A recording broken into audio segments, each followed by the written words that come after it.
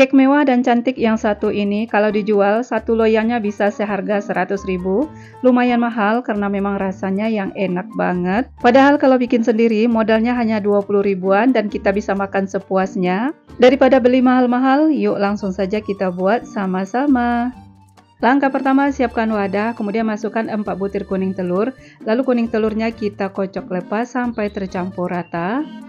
Kalau sudah, masukkan 1 saset santan instan, sejumput garam, kemudian diaduk lagi hingga rata.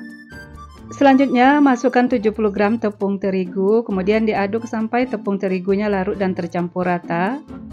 Terakhir, masukkan 60 ml minyak goreng, kemudian lanjut diaduk lagi sebentar sampai minyak gorengnya tercampur rata. Kalau sudah, adonan kita sisihkan. Berikutnya, siapkan lagi wadah, kemudian masukkan 4 butir putih telur, 1 sendok makan air jeruk nipis, kemudian kedua bahan ini kita mixer dengan kecepatan paling tinggi sampai berbuih atau berbusa. Setelah busanya keluar, masukkan 80 gram gula pasir, kita masukkan secara bertahap dan tetap dimixer dengan kecepatan paling tinggi. Putih telurnya akan kita mixer sampai berwarna putih dan kaku atau soft peak, lebih kurang 5 menit atau bisa disesuaikan dengan mixer masing-masing. Setelah putih telurnya berwarna putih dan kaku seperti ini, mixernya sudah boleh dimatikan. Langkah berikutnya, ambil secukupnya putih telur, kemudian masukkan ke adonan kuning telur yang kita sisihkan tadi.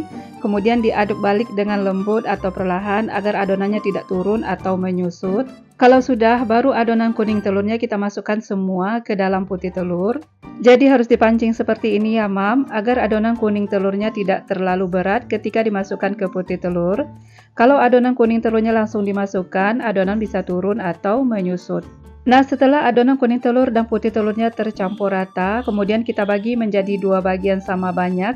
Ini tidak saya takar, cukup dikira-kira saja. Satu bagian kita tambahkan pasta coklat secukupnya, kemudian diaduk hingga pewarnanya tercampur rata. Sedangkan satu bagian lagi kita biarkan polos tanpa pewarna. Kalau sudah, siapkan loyang yang sudah dioles margarin dan dialas dengan kertas roti.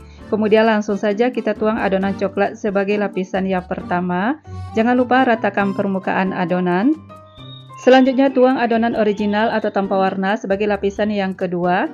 Kita tuang pelan-pelan agar adonannya tidak turun atau amblas. Terakhir taburkan choco chip secukupnya di permukaan adonan. Kalau sudah, langsung saja kita panggang. Sebelumnya oven sudah saya panaskan selama 10 menit. Dan di dalamnya juga ada loyang yang saya isi air setinggi 1 ruas jari. Masukkan adonan ke dalam loyang yang sudah berisi air. Nah, cara panggang kue seperti ini namanya Au Bin Mary. Kemudian panggang dengan suhu 150 derajat api atas bawah selama 15 menit. Setelah 15 menit kita turunkan suhu menjadi 120 derajat tetap dengan api atas bawah. Kemudian kita panggang selama 75 menit atau sampai matang. Setelah 75 menit castella cake-nya sudah matang, keluarkan dari oven, kemudian tunggu sampai panasnya berkurang.